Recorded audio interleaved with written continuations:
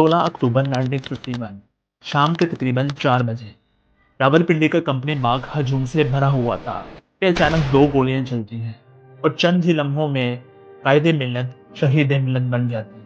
ये पाकिस्तान की तारीख का वो वाकया था जिसने इस मुल्क का आज और आने वाला कल बदल के रख दिया। फिर अवाम को कभी कायद का पाकिस्तान तो न मिल सका और सियासत भी सियासतदानों के हाथ से जाने लगी। ये पाकिस्तान की सियासी तारीख का पहला कत्ल था, आखिरी में। और इस तरह 78 साल गुजरने के बाद भी पाकिस्तान की सियासी तारीख खून से रंगीन है, जिसके बारे में कोई बात नहीं करता, लेकिन आज हम करेंगे। आप आजाद हैं। भाइयों और बहनों,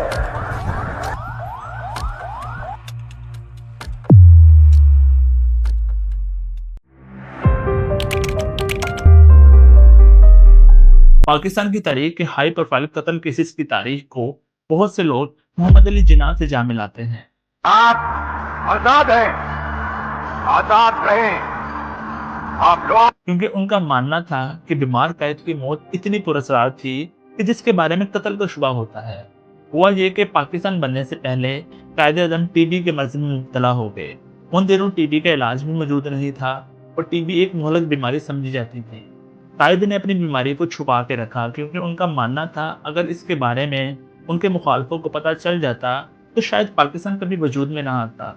और इसी राज के साथ पाकिस्तान वजूद में आ गया। लेकिन पाकिस्तान के वजूद में आने के बाद कायद की तबीयत मजीद बिगड़ गई।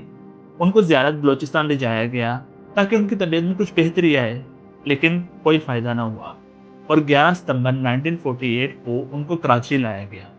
मीरपुर एयरबेस से एक फौजी एम्बुलेंस उनको गवर्नर जनरल हाउस ले जा रही थी कि रास्ते में एम्बुलेंस खराब हो गई। जब तक दूसरी एम्बुलेंस पहुंची तो बहुत देर हो चुकी थी। कायद की मजीद तबीयत बिगड़ चुकी थी और इस तरह उसी रात को कायद की वफात हो गई और पाकिस्तान एक साल बाद ही यतीम हो गया। जिस तरह के इंतजाम थे उसको देख के बहुत से लोगों को लगता है कि ये एक साजिश थी। और इसके बाद पाकिस्तान में हाई प्रोफाइल कत्ल का बकिया आगाज होता है, जिसका पहला निशाना बनते हैं पाकिस्तान के वजीर आजम लियाकत अली खान। ये वक्त था 16 अक्टूबर 1951 का, जब रावलपिंडी का कंपनी बाग हजूम से भरा हुआ था कि लियाकत अली खान की तकरीर शुरू हुई। उन्होंने अभी दो अल्फाज ही कहे थे कि अगली सफ में से दो गोलियां चलती हैं।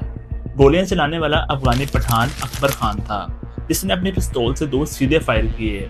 इस हमले में ना सिर्फ लियाकत अली खान शहीद हुए बल्कि अकबर खान भी मारा गया। तहकीकात शुरू हुई, जिसकी सरबराही कर रहे थे आईजी नवाबजादा एहतजाजुद्दीन। जब ये तहकीकात मुकम्मल हुई तो वो अहम डॉक्यूमेंट्स लेके कराची आ रहे थे कि जहलम के करीब उनका त्यारा गिरकर तबाह हो गया। ना सिर्फ अहम डॉक्यूमेंट्स बल्कि अहम शख्सियात जो इस त्यारे में सवार थी सब जल के राख हो गए। बहुत से लोग मानते हैं कि ये एक हादसा नहीं बल्कि एक साजिश थी ताकि सच को छुपाया जा सके।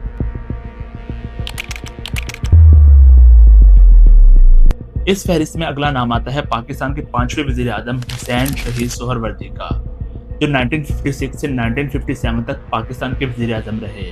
फिर उनसे ज़बरदस्ती इस्तीफा ले लिया गया और फिर शुरू होता है जनरल अयूब खान का आमिराना दौर। इस दौर में उनको जेल में डाल दिया गया और कुछ अरसे बाद वो पाकिस्तान से बाहर चले गए। कहा जाता है कि उन्हें ज़बरदस्ती पाकिस्तान से बाहर भेजा गया और फिर इस तरह 6 दिसंबर 1963 को वो बैरूत में अपने अपार्टमेंट में मुर्दा पाए गए। डॉक्टर्स के मुताबिक मौत की वजह हार्ट अटैक थी, लेकिन उनकी बेटी बेगम सुलेमान अख्तर का ये कहना है कि उनको मरवाया गया था।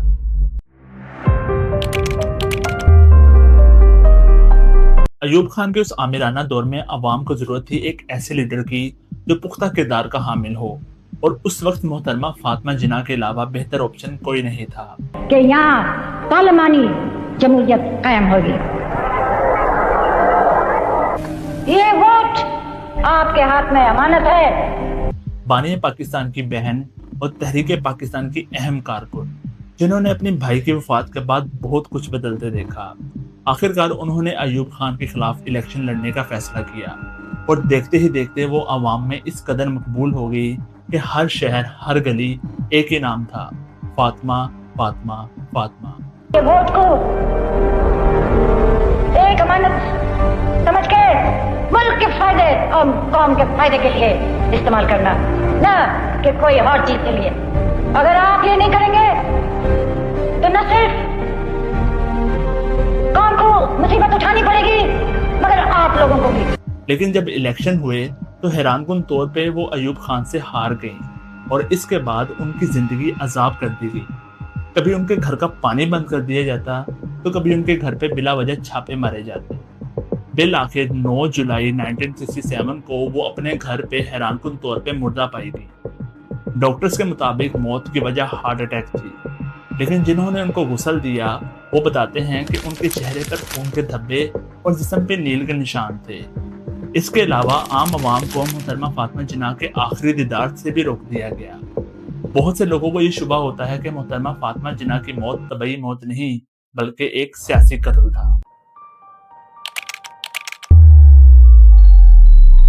ज़िया दौर में और भी अहम वाक़यात पेश आए, जिसमें से जुल्फ़िकार अली भुट्टो के सबसे छोटे बेटे शाहनवाज भुट्टो 18 जुलाई 1985 को फ्रांस में अपने अपार्टमेंट में मुर्दा पाए गए। भुट्टो खानदान के मुताबिक शाहनवाज को जहर दिया गया, जिसमें सबसे अहम किरदार शाहनवाज की अफगानी बीवी रेहाना का था। सच क्या था आज तक सामने नहीं आया। हकीकत चाहे जो भी हो, भुट्टो का जवान बेटा सिर्फ 26 साल की उम्र में इस दुनिया से जरूर चला गया। इस फहरिस्त में अगला बड़ा नाम आता है पाकिस्तान के स्याह और सफेद के मालिक जनरल ज़ियाउल हक का। ये वक्त था 17 अगस्त 1988 का, जिसने पाकिस्तान की सियासी तारीख को बदल के रख दिया, जब भावलपुर एयर बेस से पाकिस्तान एयर फोर्स का एक त्यारा C-130 प्रवास करता है और चंद ही लम्हों बाद गिरकर तबाह हो जाता है। उस त्यारे में सवार थे जनरल ज़ियाउल हक। दूसरे प्लेन क्रैश की तरह इसमें भी कोई मुसाफिर नहीं बचता। बहुत से लोग इस प्लेन क्रैश को एक्सीडेंट नहीं बल्कि एक प्री प्लान्ड मर्डर समझते हैं।